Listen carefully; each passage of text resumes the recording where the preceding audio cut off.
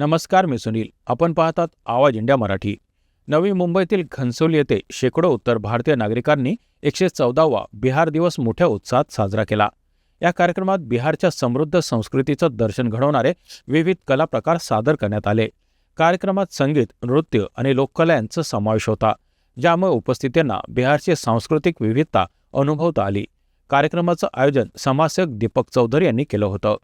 दीपक चौधरी यांनी आपलं मनोगत व्यक्त करताना बिहार आणि महाराष्ट्र यांच्या नात्याबद्दल भावना व्यक्त करत सांगितलं, बिहार आमची जन्मभूमी असली तरी महाराष्ट्र आमची कर्मभूमी आहे. बिहार आई आहे तर महाराष्ट्र मावशी आहे. कार्यक्रमात नवी मुंबईच्या महापौर सुजाता पाटील यांना उत्तर भारतीय नागरिकांच्या काही प्रलंबित प्रश्नाविषयी निवेदन दिलं. विशेषतः छठ पूजेच्या वेळी होणाऱ्या गैरसोयींविषयी त्यांनी उपाययोजना करण्याची मागणी केली.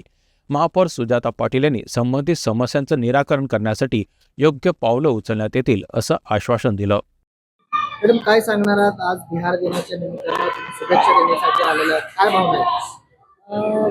22 मार्च 1912 रोजी वेस्ट बंगालमधून बिहारला वेगळं प्रांत, वेगळं राज्य म्हणून काढण्यात आलं आणि त्यानंतर 22 मार्चला बिहार दिवस म्हणून साजरा करण्यात येतो.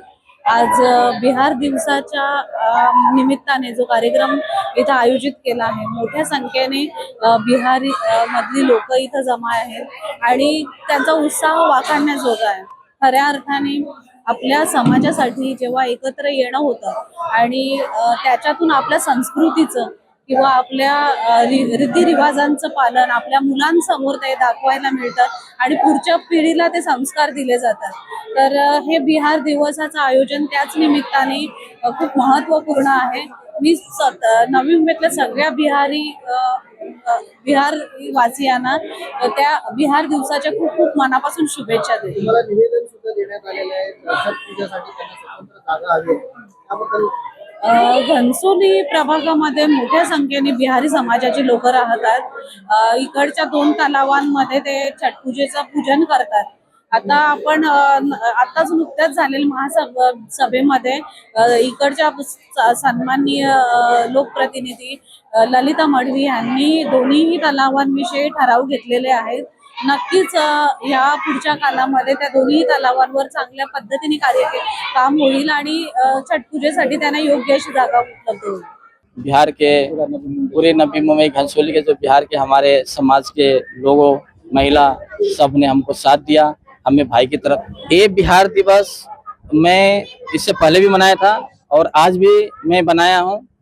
तो मैंने कोई भी, मेरा छठ पूजा होने दो या बिहार दिवस रहने दो, मैंने पार्टी पॉलिटिक्स मैंने किया ही नहीं। मैं हमारे इसमें सभी आते हैं, सभी को सम्मान मिलता है और हमारा फर्ज है कि सबको सम्मान मिलना चाहिए और बहुत जल्दी सुनने में भी आएगा। आपको लगता है तो बिहार में आप आइए, आपको खुद मालूम पड़ जाएगा बिहार क्या चीज। पहले तो बिहार दिवस की हार्दिक बधाई और शुभकामना देते हैं। आज इस मंच के माध्यम से एक बड़ा अद्भुत संयोग देखने को मिला। वह संयोग था बिहार की संस्कार संस्कृति को और महाराष्ट्र की कर्मभूमि और वहाँ की जन्मभूमि, दोनों का अद्भुत संयोग था।